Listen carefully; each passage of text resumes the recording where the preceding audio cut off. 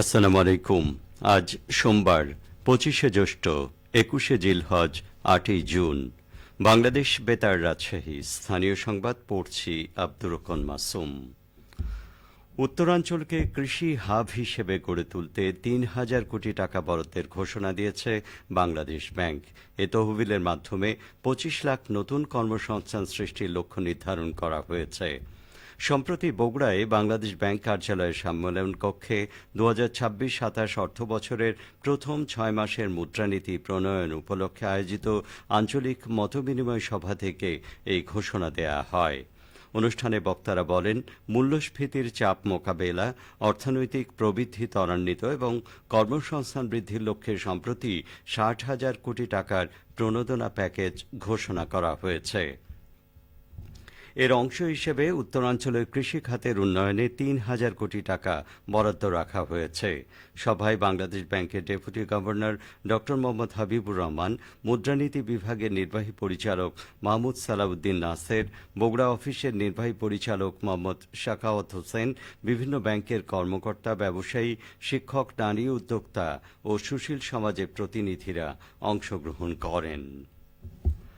কৃষি উদ্যোক্তা সৃষ্টির মাধ্যমে উত্তম কৃষি চর্চা নিশ্চিত করতে নাটোরে পার্টনার কংগ্রেস অনুষ্ঠিত হয়েছে।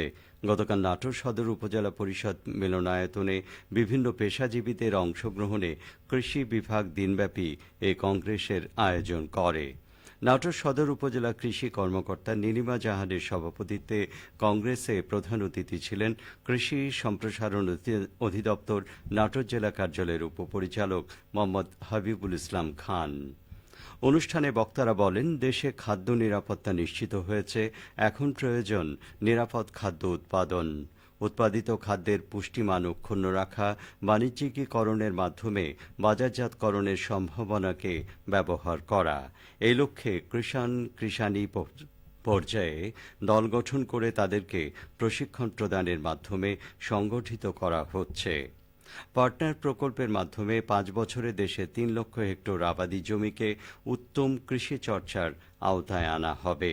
২ লক্ষ হেক্টর ধানের জমিতে নতুন ধানের জাত সংস্থাপন, ২ লক্ষ হেক্টর জমি ধান ছাড়া অন্যান্য দানা শস্যের আওতায় নিয়ে আসা।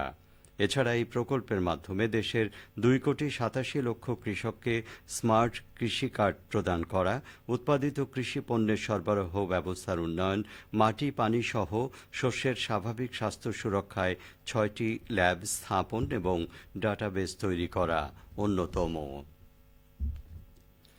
বিশ্ব পরিবেশ দিবস উপলক্ষে চাঁপাইনবাবগঞ্জে মানববন্ধন করেছে ট্রান্সপারেন্সি ইন্টারন্যাশনাল বাংলাদেশ টিআইবি ও সচেতন নাগরিক কমিটি সনাক।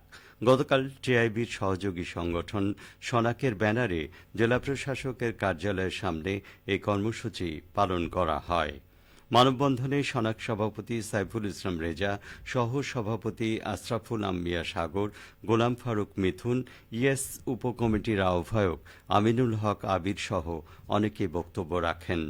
মানববন্ধনে পরিবেশ দূষণ ও জলবায়ু পরিবর্তন, নবায়নযোগ্য জ্বালানি খাতে বিনিয়োগ বৃদ্ধি সহ ১২ দফা দাবি সম্বলিত ধারণাপত্র পাঠ করা হয়।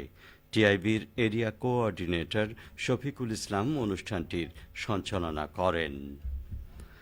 এদিকে এখনই জলবায়ু পদক্ষেপের সময়। এই প্রতিপাদ্যে বিশ্ব পরিবেশ দিবস উপলক্ষে বগুড়ায় মানববন্ধন করেছে সচেতন নাগরিক কমিটি সনাক।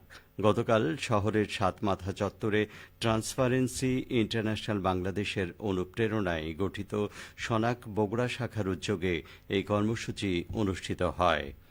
মানববন্ধনে বক্তব্য দেন সনাকের সভাপতি অধ্যাপক মোহাম্মদ ওসমান গনি, সদস্য অধ্যাপক সাইমা কানিজ, নিভারানী সরকার, ইয়েস উপকমিটির আহ্বায়ক মোহাম্মদ মেরাজুল হাসান মণ্ডল, পল্লী উন্নয়ন প্রকল্পের নির্বাহী পরিচালক শেখ মোহাম্মদ আবুল হাসনাত এবং ইয়েস দলনেতা মোহাম্মদ খায়রুল ইসলাম সাকিব।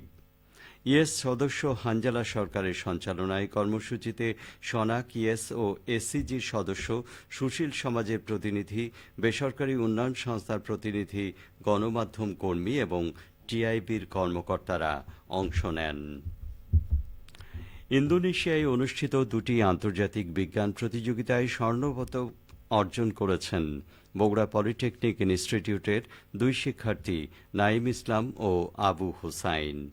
নাঈম ইসলাম প্রতিষ্ঠানটির ইলেকট্রিক্যাল বিভাগের পঞ্চম পর্বের এবং আবু হুসাইন কম্পিউটার বিজ্ঞান ও প্রযুক্তি বিভাগের সপ্তম পর্বের শিক্ষার্থী। গত ৫ই জুন ইন্দোনেশিয়ার রাজধানী জাকার্তায় ইউনিভার্সিতাস নেগেরি জাকার্তা বিশ্ববিদ্যালয়ে আয়োজিত সপ্তাহব্যাপী প্রতিযোগিতায় তারা অটোমেটিক ফিশ ব্রিডিং মেশিন প্রকল্প উপস্থাপন করে স্বর্ণপদক অর্জন করেন। প্রতিযোগিতায় বিশ্বের ১৬টি দেশের ৪০০টি দলের প্রায় ১,৩০০ প্রতিযোগী অংশ নেন। শিক্ষার্থীরা জানান তাদের উদ্ভাবিত যন্ত্রটি মাছের প্রজনন প্রক্রিয়াকে স্বয়ংক্রিয়, হরমোনমুক্ত ও কম ব্যয়বহুল করতে সক্ষম। পরিবেশ নিয়ন্ত্রণ ও সহজ পরিচালনা ব্যবস্থার কারণে এটি মৎস্য চাষে নতুন সম্ভাবনা তৈরি করতে পারে। সবশেষে আবহাওয়া। আজ সকাল ৬টায় রাজশাহীতে তাপমাত্রা ছিল ২৫.৪ ডিগ্রি সেলসিয়াস। সেই সময় বাতাসে আর্দ্রতার পরিমাণ ছিল ৯৬%। রাজশাহী ও পার্শ্ববর্তী এলাকায় আজ সূর্যোদয় হয়েছে ভোর ৫টা ১৫ মিনিটে, সূর্যাস্ত সন্ধে ৬টা ৫২ মিনিটে। সংবাদ শেষ হলো। আমাদের পরবর্তী স্থানীয় সংবাদ দুপুর ১২টা ১০ মিনিটে।